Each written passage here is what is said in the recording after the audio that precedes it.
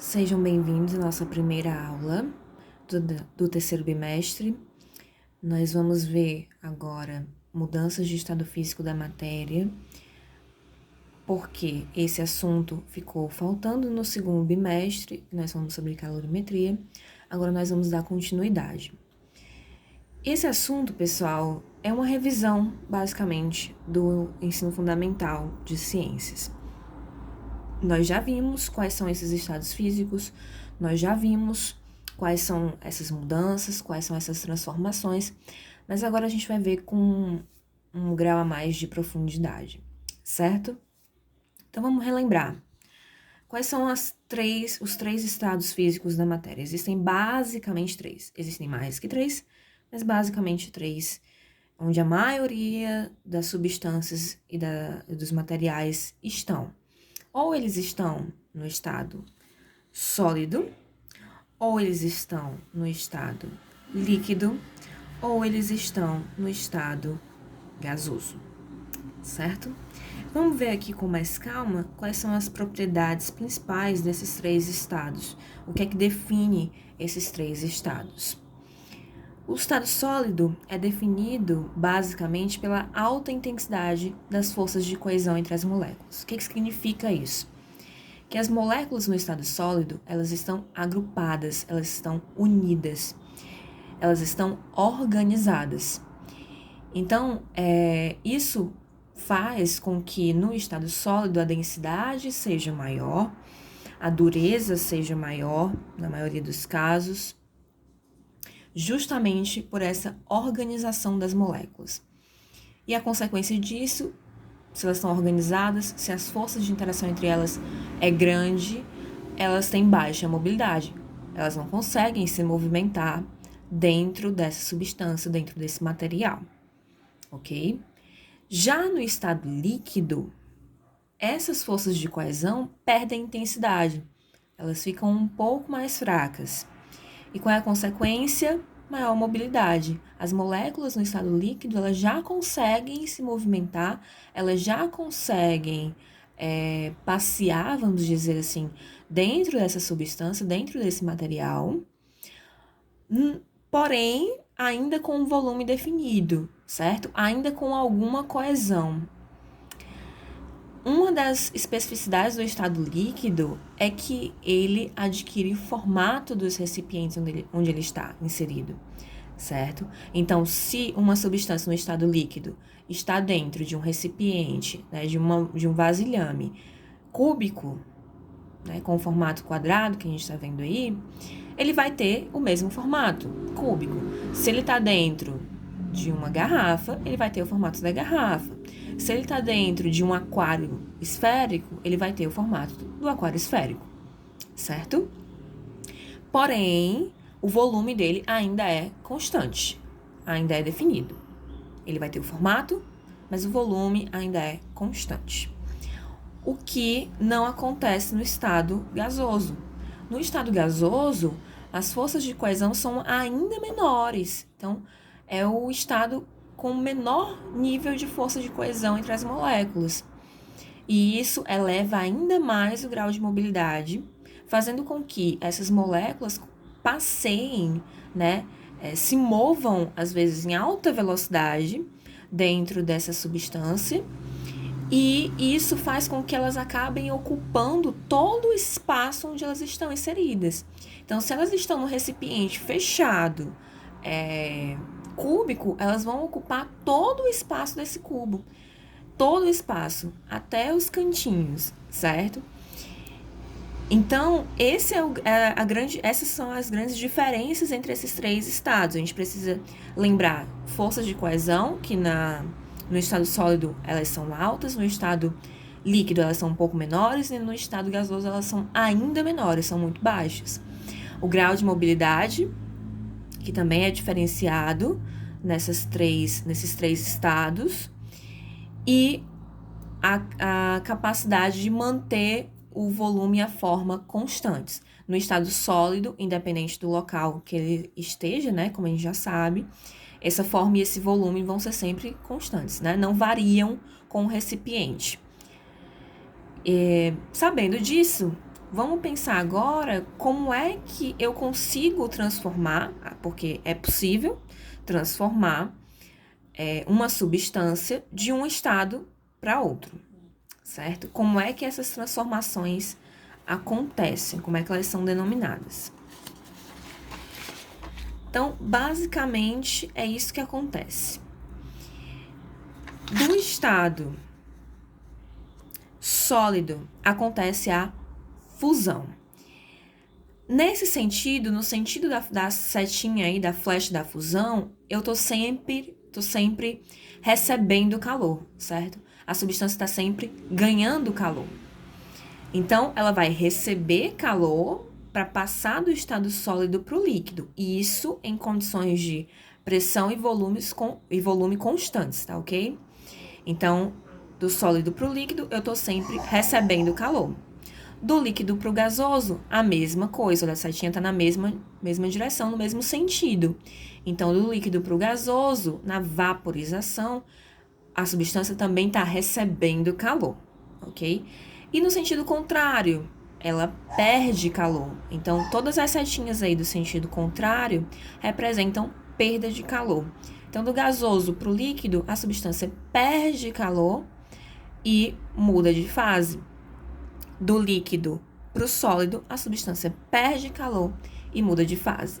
Então, quais são as denominações, né? Sólido para o líquido, fusão. Líquido para o gasoso, vaporização. Gasoso para o líquido, condensação. Líquido para o sólido, solidificação. Certo? Bem simples, bem intuitivo. Já pode existir também, e existe também na natureza, transformações que pulam, né? Não passam pelo estado líquido, vai direto do sólido para o gasoso. Essas nós não vamos nos aprofundar muito hoje, mas é bom que vocês saibam que é possível, existe também essa transformação, que a gente chama de sublimação. E a sublimação tanto do sólido para o gasoso, quando ele recebe calor, quanto do gasoso para o sólido direto, quando ele perde calor, ok? Matematicamente, como é que isso funciona, né? Existe uma curva que a gente chama de curva de aquecimento e resfriamento. É essa daqui. É um gráfico, tá, gente? Um gráfico do que pelo quê? Da temperatura, que é o eixo vertical, nesse caso, e da quantidade de calor recebido ou perdido, que é o eixo horizontal. Então, vamos pensar aqui nessa seta. Ela tem dois sentidos, de ganho de calor, assim como tinha lá naquele esqueminha que eu mostrei para vocês, ou de perda de calor. Então, quando eu tô subindo essa seta, eu tô ganhando calor. Quando eu desço, eu tô perdendo calor. Ou seja, temperatura, né? Tá aumentando nesse sentido, diminuindo nesse sentido. Existem dois pontos destacados aí, onde a curva se estabiliza, que é o ponto de fusão, né? Que é quando ele se transforma do estado sólido para o líquido, e o ponto de vaporização, que é do líquido para o gasoso. Esses dois pontos também são os mesmos pontos inversos, ou seja, de condensação aqui e de solidificação aqui, certo? Então, o sentido, né, muda, mas os pontos continuam os mesmos. Ou seja, a temperatura de vaporização de uma substância é a mesma temperatura de condensação, dessa substância. A temperatura de fusão de uma substância é a mesma temperatura de solidificação dessa substância. Certo? Então, vamos pensar na água.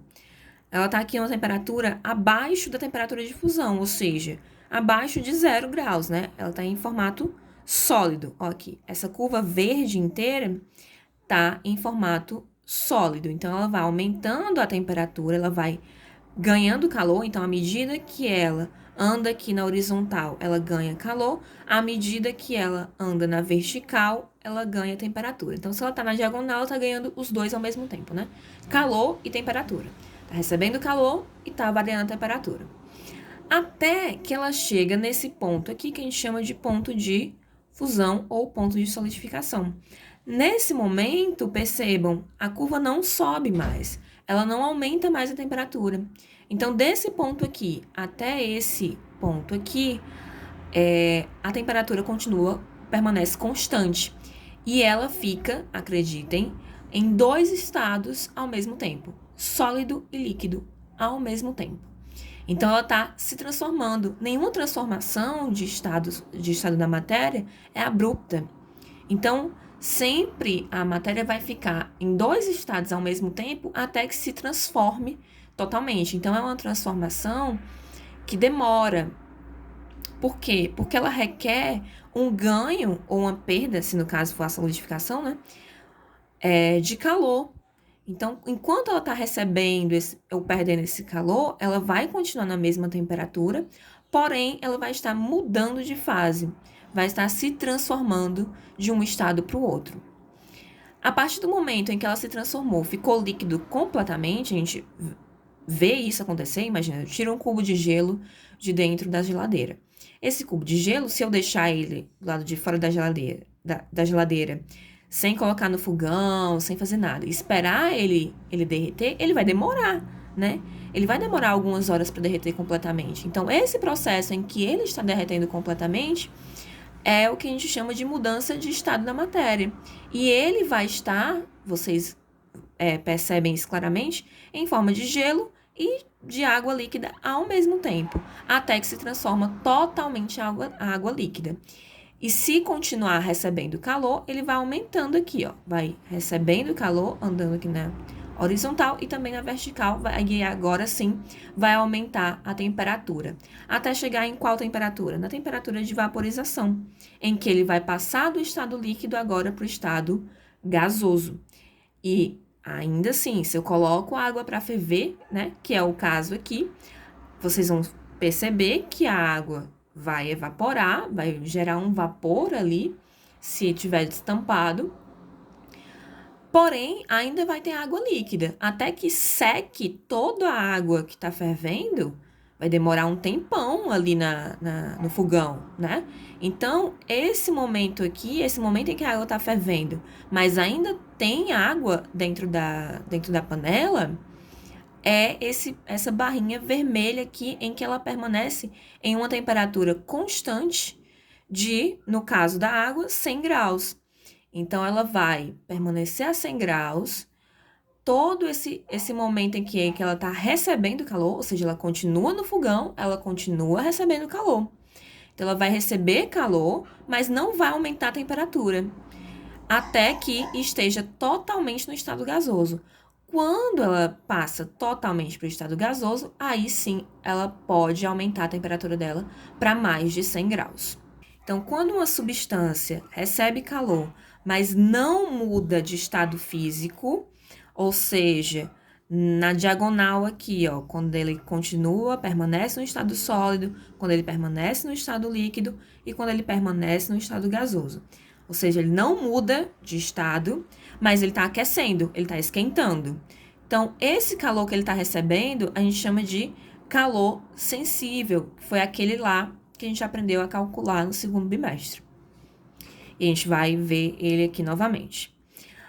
No entanto, existe um outro calor que agora vai ser chamado de calor latente, que é esse que a substância está recebendo, mas que não está mudando de temperatura. Ou seja, a temperatura permanece constante enquanto ele está mudando de fase. Então, quando uma substância recebe calor, enquanto está mudando de fase, a gente chama esse calor de calor latente. E qual é a principal característica dele? Ele não muda a temperatura da substância. Não muda a temperatura da substância. Certo? Como é que a gente calcula esse calor latente? A gente já sabe calcular o calor sensível, né? Mas e esse latente? Como é que a gente faz para calcular? Por essa expressãozinha aqui bem simples.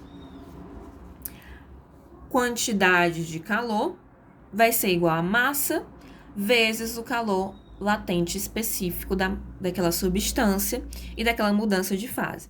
Então, quem é esse Q?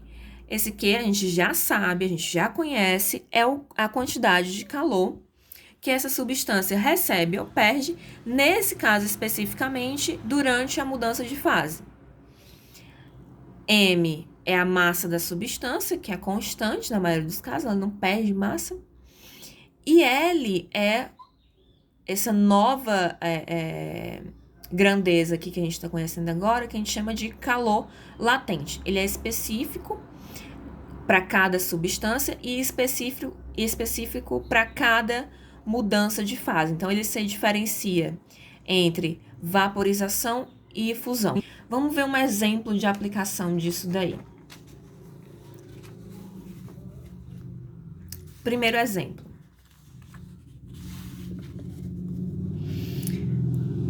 Qual a quantidade de calor, Q, necessária para converter 40 gramas de álcool etílico, que está a uma temperatura de 79 graus, do estado líquido para o estado gasoso? Quais são as informações que a questão dá? Dados. Ele diz a temperatura de vaporização, né? Aquele momento em que a temperatura fica constante enquanto ele está recebendo calor. E ele também falou o calor latente de vaporização, o L, né? Deu aqui a informação. O que ele quer saber? Ele quer saber a quantidade de calor Q necessária para converter 40 gramas de álcool etílico do estado líquido totalmente para o gasoso. Ou seja, ele quer que ocorra completamente o processo de vaporização. Qual é a primeira coisa que você precisa se atentar em uma questão como essa? A temperatura em que ele está e a temperatura de vaporização nesse caso. Se for de fusão, vai ser a temperatura de fusão, certo? Então, você vai ter que ver, ele está na temperatura de vaporização ou ele já passou dessa temperatura de vaporização? Certo? Ele está nessa temperatura ou ele já passou dessa temperatura? Se ele estiver nessa temperatura, eu não preciso calcular o calor sensível que ele precisa receber, ou seja, aquele calor que muda a temperatura, que ele precisa receber para chegar na temperatura de vaporização. Mas, se ele não estiver, eu preciso calcular esse calor sensível também. Nesse caso, eu não vou precisar, porque o valor da temperatura de vaporização e da temperatura inicial dele estão muito próximos, né? Ele está praticamente na temperatura de vaporização. Ele já entrou na vaporização, né? Ele já entrou no processo de vaporização, só falta ele ser evaporado completamente. Então, eu só preciso calcular essa quantidade de calor latente, que é enquanto o gráfico lá está constante, né? Enquanto ele tá aqui, ó, nessa curva aqui, ó, nessa curva vermelhinha. É essa quantidade de calor que a gente chama de calor que ele recebe durante o processo de transformação. É isso que a questão quer saber. Quanto de calor ele recebeu aqui nesse momento, certo? Então, eu vou usar aquela minha fórmula que a gente acabou de conhecer, né? A gente já sabe que essa quantidade de calor é massa vezes calor latente. A questão já me deu as duas informações que eu precisava. Eu só substituí. Onde tinha massa, eu escrevi 40 gramas. Onde tinha calor latente, eu escrevi 204 calorias por grama. Eu cancelo as gramas aqui, né? Uma tá dividindo, outra tá multiplicando. Grama dividido por grama dá 1, né? Eu não preciso escrever mais. E aí, fica 40 vezes 204. Eu vou deixar essa conta para vocês fazerem aí, certo? Porque senão o vídeo vai ficar muito longo. 40 vezes 204, 8.172 calorias. 8.172 calorias. Essa é a quantidade de calor que ele precisa receber, né? Que o álcool etílico precisa receber, essa quantidade de álcool etílico para evaporar completamente. Obviamente, depende da massa, porque quanto maior a quantidade de substância, mais calor ele vai precisar receber para conseguir evaporar completamente, né? É óbvio. Se eu coloco uma gota de água no fogo, no fogão, né? ou uma panela cheia de água, o tempo que vai demorar para secar as duas massas é completamente diferente. A gota vai evaporar quase que instantaneamente e a panela cheia de água vai demorar talvez alguns minutos, algumas horas para conseguir evaporar completamente. Então, ela vai receber durante esse tempo uma quantidade muito maior de calor do que a gota de água. Então, essa quantidade de calor aqui vai depender também da massa, não só do calor latente, certo? Vamos ver um outro exemplo um pouco mais complexo.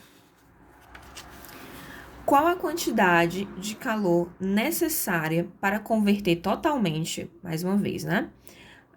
80 gramas de água a 18 graus em vapor a 120 graus. Olha só. Vamos ver os dados aqui que a questão me deu.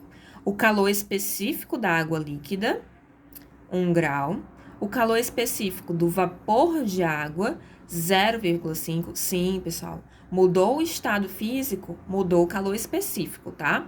Em cada estado físico, a substância se comporta de maneira diferente. Calor latente de vaporização, 539,6. E a temperatura de vaporização da água, 100 graus. Inicialmente, ela estava a 100 graus ou acima de 100 graus? Não, né? Ela estava a 18 graus. Então, significa que para evaporar completamente, primeiro ela precisa chegar a 100 graus. Então, primeiro, o que a gente vai fazer? A gente vai calcular a quantidade de calor que ela precisa para alcançar a temperatura de vaporização. Então, para mudar a temperatura, eu uso essa formulinha aqui, certo? Que é a fórmula do calor sensível. Então, eu chamei de Q1, porque é a primeira quantidade de calor que ele vai precisar receber, para variar de 18 graus, temperatura inicial, para 100 graus, temperatura final. Então, quais são as outras informações que a questão me deu? A massa, 80 gramas, e o calor específico, 1 caloria por grama grau Celsius. Então, vamos substituir aqui os valores na fórmula. Onde tem massa, eu vou escrever 80, aqui. Onde tem calor específico, no caso, a água ainda está líquida, né? Ela ainda não evaporou, então eu vou usar 1. Aqui, ó, calor específico da água líquida, 1. Aqui, onde tem C, eu vou colocar 1.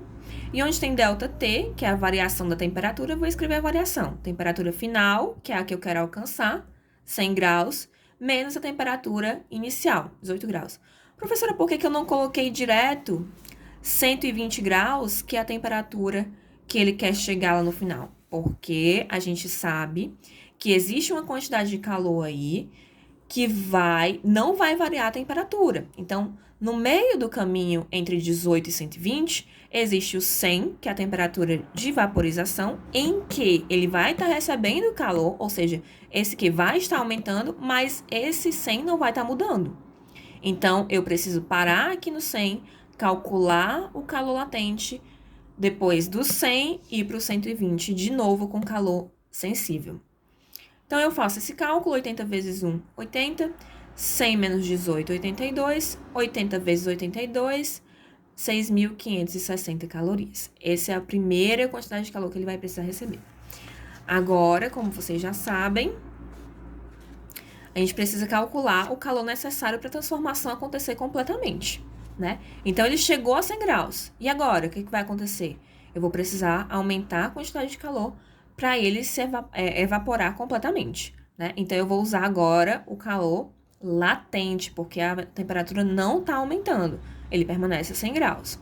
A massa mudou? Ele perdeu alguma quantidade de água? Não, vai continuar sendo a mesma, 80 gramas, aqui. E o calor latente específico da vaporização, 539,6. Eu substituo na fórmula, onde tem L, eu escrevo esse valor, onde tem M, eu escrevo 80. Multiplico um pelo outro, chego no resultado 43.168 calorias. Essa é a quantidade de calor que ele vai precisar receber só para evaporar completamente. Percebam a diferença. Para passar de 18 para 100 graus, eu preciso de 6.560 calorias. Para evaporar completamente, a mesma quantidade de matéria, para evaporar completamente, ela precisa de uma quantidade muito maior de calor, certo? Então, percebam essa diferença. Calor latente tende a ser maior, um valor maior do que o calor sensível, certo? E agora, a gente precisa calcular o terceiro calor envolvido nesse processo, que é a quantidade de calor que ele vai precisar receber para passar de 100 graus para 120, né? Que é a temperatura que ele quer chegar lá no final. Então, mesmo esquema. Novamente, calor sensível. Vou substituir. Agora, eu vou usar o calor específico do vapor de água, não mais da água líquida, tá? Então, é 0,5. E a variação de temperatura vai mudar. Agora, a temperatura final é 120 e a inicial é 100, ok? Substituo os valores na fórmula. Então, 80, onde tem massa, eu escrevo 80. Onde tem calor específico, eu escrevo 0,5. Onde tem variação de temperatura, tá aqui a minha variação, 120 menos 100. 80 vezes 0,5 dá 40. 120 menos 100 dá 20. 40 vezes 20, 800 calorias, certo? Então, qual é a quantidade de calor total que ele vai precisar receber para variar isso tudo de temperatura e para mudar de fase também? Então, vai ser os 3 calores, né? O calor sensível 1, calor latente 2 e o calor sensível 3. Somei os 3 valores, deu no final 50.528 calorias. Então, pessoal, eu espero que vocês tenham entendido como é que funciona as mudanças de fase, como é que, no caso da água, né, aqui da nossa curva de aquecimento e resfriamento, como é que funciona, por que que existem esses momentos em que a temperatura não varia, né, que é justamente para que ele mude de fase, então ele continua recebendo calor, mas a temperatura não muda. E espero que vocês consigam resolver os exercícios propostos. Quaisquer dúvidas, deixem aí nos comentários, que eu vou tentar resolver na próxima aula. A gente tenta elucidar. Assistam esse vídeo quantas vezes forem necessárias, certo? E é isso. Bons estudos. Abraço.